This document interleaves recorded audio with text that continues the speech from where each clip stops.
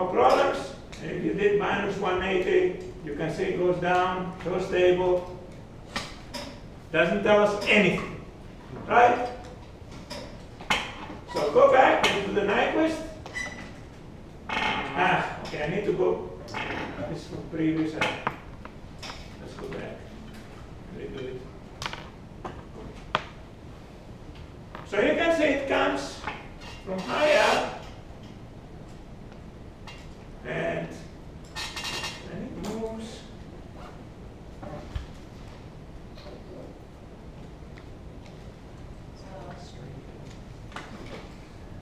It ends up at the origin. Here's a minus 1, 0.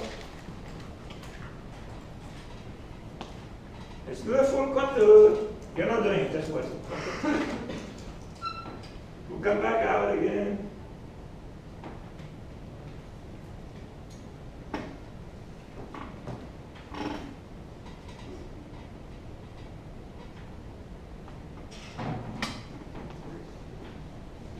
The scaling is too big, so we're not sticking anything. Exactly. Notice what is going on here. I would need to draw lines to see cuts. Good luck in seeing what's happening around here. The scaling is too big. Why? Because at 0.001, remember, it goes from infinity. It's huge. It's 333. Actually, it can be a lot huger. So that's why minimum frequency here is very important. You can't see what is happening if you choose minimum frequency. How do you know you have a good enough minimum frequency? You can try different frequencies and look at how large the imaginary part is. If it's like 20 or 10, you should be fine. But careful, you may need to make sure that you get the whole picture, that you don't get part of the picture. So you need to be a bit careful about that. So if let me go back and change minimum maximum frequency. And I use 0.001. And let me, actually, okay. If I use 0.1,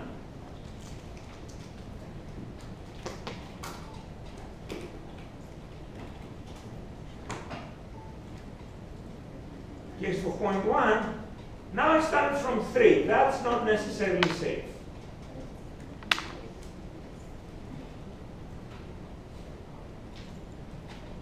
But here you can really see it's a minus 1 will be around here, so that will work better. But let me go back and show you what I would want you to do. Why is that one not safe? Let me just change transfer function, although I'm not going to change it with the same one. Let me go back to where you guys are. One delay, and I have 3. I'm going back to where you guys are if you didn't do anything I did, because I asked you not to do it. So minus 60, 40, 4, 1, and 20, and 200. So you're here. Say yes. You want to see an imaginary part. So you see, when I put 0.001, which I put at the beginning, you see that the imaginary part is 333. Let's increase it. Say yes for another one. If I go 0.01, you can see the imaginary part is now 33. That's not terrible. Only can work with 33. Okay? If you make it 0.1, the imaginary part is only 3. That might be too small. What would the issue be calculating? That if you go, let's say the picture is this, the picture could be this. Okay? If you go too large a minimum, you can see only this part of the picture. And that will give you the impression it comes from infinity here instead from above. And you get totally wrong message. So the danger if you go too high a minimum is that you may not see where you're coming from infinity. You need to see if you're coming from above or from below. So where do we want to have the imaginary part around that number? I would say between 10 and 50, but you may want to just see it. Just look at it to make sure if it's coming from above or below. So if the 333 showed me that it's coming from above. Gotcha. So then I know then that probably I'm okay with 0.1, but probably I would use here something like 0.02. Oh, yeah, so let's try to say yes and 0.02. Oh no, 0.02 I didn't here. That's 16. That's probably okay. About 20 is good, so let's use 0.02. Okay. All right. Okay. 0.03 would give us what? 0.03. Oh, made a mistake. 0.03 is 11. Okay. 0.03 is 11. Above 10. I would definitely say above 10. So let's say no. So let's say yes to frequency response, otherwise then you have to re-enter. So minimum frequency, 0.0. Let's say 0.05. I'll put 0.05. Maximum frequency, 100. Maximum you cannot go wrong, because you go to the origin. So as long as you're high enough, if you're not high enough, it won't close, that's all. 100, 1600 points, and now we're in business. I won't even look at the body plot. Here's coming. Oh, I put 0.05, I meant to put, yeah. Anyway, that's still it. That's still it. We can use it. Very important, you need to draw the infinite radius semicircle. I'll show you in a second how you draw the infinite radius semicircle. So that's the C plus. Let's do the C minus. Full contour.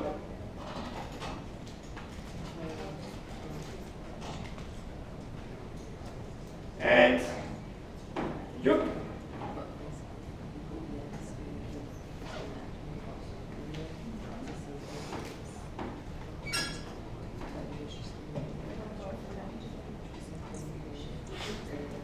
so before I come to the next stability criteria, I need to figure the infinite radius semicircle. So let me move it to paint.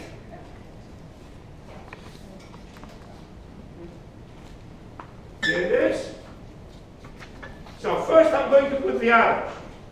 Remember, the brown curve is the C plus that ends at the dark curve, black curve I guess, is the one that ends.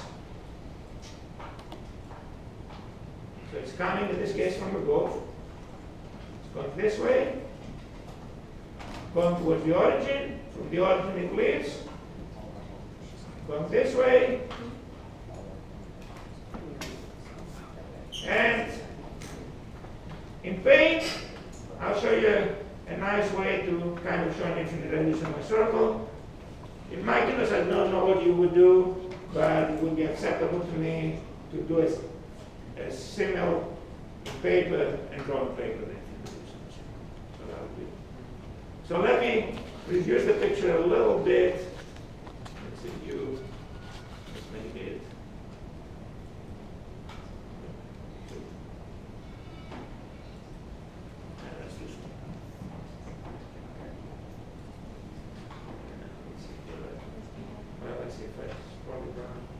Okay, that's good. That's good. So on paint, you have this curvy thing. Select the curvy thing. Anchor it a little bit above this. Oh, actually, let's figure out first of all the infinite semicircle would be right or left. I must not have colliding arrows, right? And it has to be clockwise. If I do it on the right, clockwise it would be this way. The arrow this way would collide with this arrow. So the right one would be colliding. The left one does not. Okay? Yeah. The infinite things are going this way, right? So if I did it on the right, the clockwise arrow would be this way, we would be colliding. If I do it on the left, there is no collision. When this arrow hits, the other continues. Everybody understands that? Critical that you. When you say right or left, you're going to do it on the right of the line or on the right of Which the side axis? of the line? The right side or the left side? Oh, I thought you were talking about the axis. Yeah. No, not the axis. Well, the infinity thing, because it can closes with the infinity. Okay. So, it has to be on the left. So, in Paint, you see where I have the arrow? That squiggle thing? Anchor it a little bit above, and move it down a little bit below the other one. Release, and then grab it and move it left.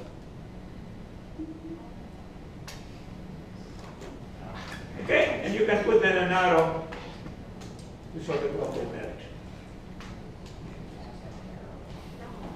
So, we can draw the straight line. Obviously, you can draw it if you want this way. That's not the smartest thing. It's smarter to draw it like this way. Oh, oops.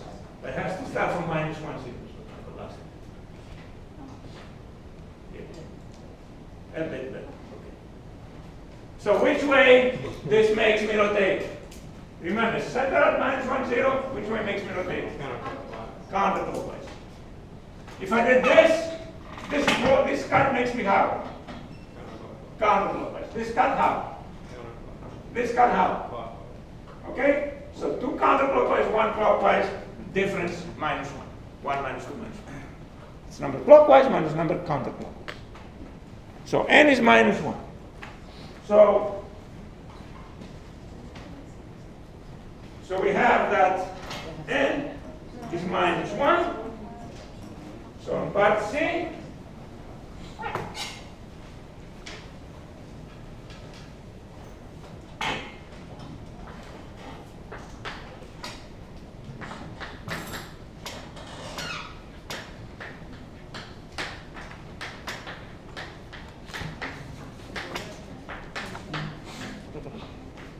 P we found is 1. So Z is 0. Closed loop state.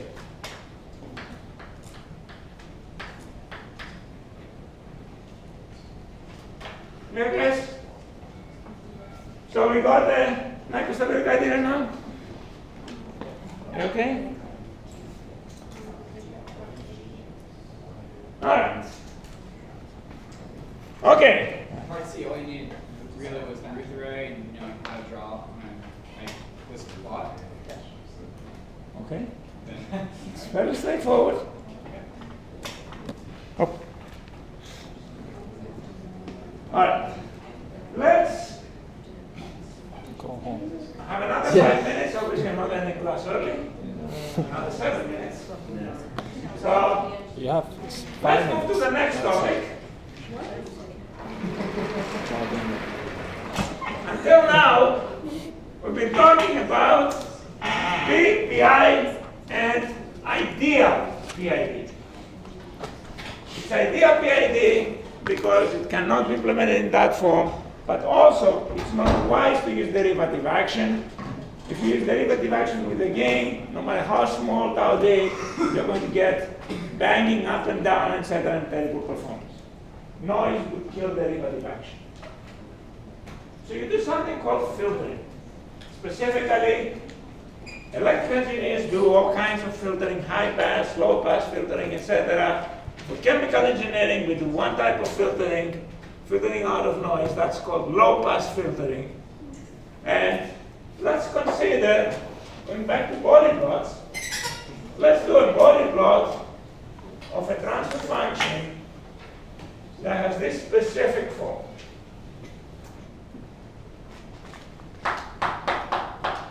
Filtering is the new topic. The transfer function of the low pass filter has the general form 1 -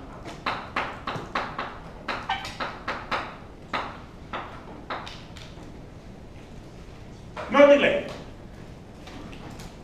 If n equals 1, we have seen the transfer function before. That's first order without time delay. And what is the k? What's the k?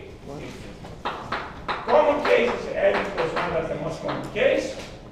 Gf of s would be 1 over tau f s plus 1. What's the polyplot of this? Well, it's a special case of first order plus time delay. No delay. And what's the k of this?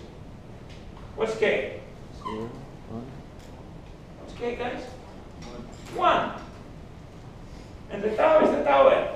So if you remember first order plus time delay, the body plot was starting, remember what we had here? Log of absolute value k, right? And we have tau is this, so we have a corner frequency of 1 over tau f, it is log of 1 tau f, and it was going with a slope of -1. And since there is no time delay, the phase lag starts at 0, and at the corner frequency, it would be -45, 0, -45, and would end up at -90. So the phase lag would look like this.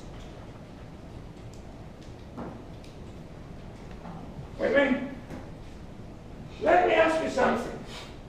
If I have this GF and I put A sine omega t coming in, if my omega is much smaller than 1 over tau f, what would be y out? K is 1, right? So that's log of 1. So I'm talking about omega much smaller than 1 over tau f. So where am I here? To the left of this point, right? If I'm to the left of this point, what is the log AR? Log 1, right? So what's the AR? 10. What's the AR? 1, right? This is log AR. So AR is 1. What's the phase lag? 0. Approximately 0. So what's that? 1 times A sine omega t plus 0. In other words, A sine omega t. How is that related to what comes in? It's the same. This transfer function would not affect at all any sign that comes in with frequency less, significantly less than 1 over tau. What if my frequency is much higher than 1 over tau? What? So if I'm here, no change. If I'm here, what happens? What is the AR here? Very small, right? This number goes down. This is a log scale, linear going down, log scale means it goes down exponentially. That's going to be a tiny number. So, if you have a sine coming out that the amplitude is tiny, what does it look like? It looks like a straight line, right? Here is a sine. If I decrease the frequency, the amplitude, and the frequency is small, it becomes a straight line. It becomes 0. That's how a filter works. A low-pass filter allows sines and cosines of frequencies lower than 1 over tau f, which is called the corner frequency, to pass practically unchanged.